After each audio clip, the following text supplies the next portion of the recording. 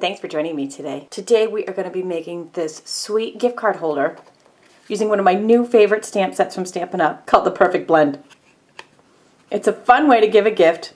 I especially think a Starbucks or Dunkin Donuts gift card would look awesome in here, except I had to drink coffee and I didn't happen to have one handy. So you've got my Best Buy rewards card for my placeholder.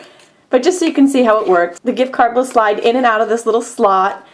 If it's in a regular sized envelope, and it is just a great little extra when you're giving that gift card to the coach or the teacher or the Sunday school helpers, whoever it may be. And be sure to stay tuned to the end for a sneak peek of what's coming up next. Are you ready? Let's get started. Here's our 2 base layers of cardstock.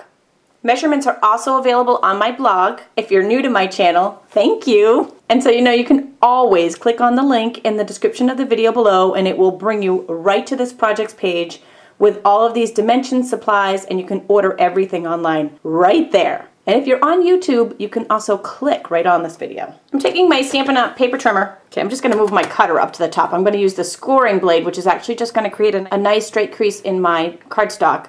1 inch and 5 1/4 inches. Then you can go ahead and reinforce those fold lines by folding it in. Next, we're going to do a little big shot work. I'm taking the 3rd from the largest window framelit. I'm using the Naturals. This is Coordinations cardstock from Stampin' Up! I'll show you on the finished project. The Coordinations adds a little bit of texture and a little bit of dimension because it has a white center, and when we emboss it, that will really show up. So either the magnetic platform for the big shot or the multi-purpose platform on tab 2. We have one cutting pad underneath, our Coordinations cardstock, framelit, cutting pad on top, and crank it through. While we have that out, we'll go ahead and polka dot at the same time. Flip your multi-purpose platform over to tab 1. Place your die cut inside the folder, sandwich between 2 cutting pads, and crank it back with a big shot. Now you can also use our sanding system and really make the polka dots pop. But just that alone gives such cool dimension and interest to our card. One last piece of big shot work for this card. We're going to take the beautifully Baroque Impressions folder. I'm only placing this end flap in the folder. And in order to do just that, we're going to go ahead and place that in, close the folder on it, and sandwich between 2 cutting pads like this with the long edge hanging out the back end. And then you can go ahead and crank it back through the big shot. It's alright if you go a little over because that's not going to show. It's going to be on the back. For assembly, I'm using Stampin' Up! Sticky Strip because it is strong like bull. Fortunately, the projects are better than my Boris and Natasha impersonation. This just rolls right out on the back. And the fun part is peeling this red protective backing off the sticky strip. You can go ahead and stick that down on the strawberry slush panel. And then for our textured impressions folder, you can either use scissors or the paper cutter and just cut a straight edge on one of the 4 sides. I placed sticky strip no more than 1 inch in on that straight edge. And then you can go ahead and stick that down on the smaller flap. So the 2 will go together like this. A 1 inch circle punch on the embossed edge of our espresso panel, halfway up. That gives us our little slot. Sticky strip on either side of this to attach, and then that just folds and sticks down. And that's where we'll slide our little gift card in and out. And now that our card is complete, it's time to decorate. I'm using some of Stampin' Up's watercolor paper here, just a strip or a scrap. I'm using the Stays On Jet Black ink pad. I've inked up our coffee cup to go.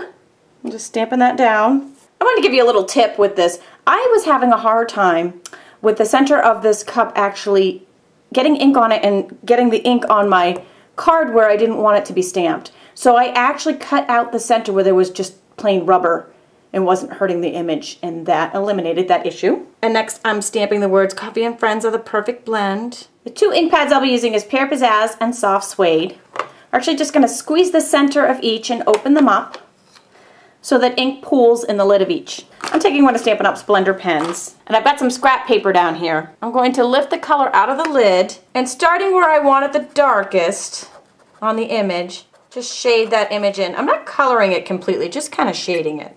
And once we got the coffee cup, I'm going to just rinse this off, so to speak, on the scrap paper until it runs clear, and then we'll pick up some of the Pear Pizzazz and do the center portion. Kind of the label, so to speak. And once we have that colored, we can cut that out. I did leave a little bit of a border around the edge. After you cut it out, we're going to attach with Stampin' Dimensionals right in the center of that window. I'm cutting strawberry out of the small scallop and the plus sign from the Itty Bitty Punch Pack. And then using strawberry and espresso and the little labels stamp set, I stamped the heart and the sweet, and we'll just punch that out with a 1/2 inch circle.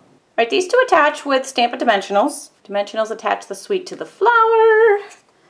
And then I kind of held this down because this little embellishment is actually serving a purpose. It's actually holding down the front flap of our card. That will pop in and out there. I put the plus sign on a mini glue dot. We'll stick that up above our label. And I just love these guys. One of these little pearl jewels for our final embellishment. And our gift card holder is complete. Isn't that fabulous? This is just a fun, cool way of giving a gift. This idea actually came from Dana Wurster. Thank you, Dana. And as promised, here's what's coming up next. You do not want to miss this. And another bonus project from my friend Cindy Bowman in Hawaii. Stay tuned to my next video to check this one out. Be sure to visit my blog for daily inspiration, all the information and supplies and ordering on this simply by going to this URL or clicking in the link in the description below. Thanks for joining me today.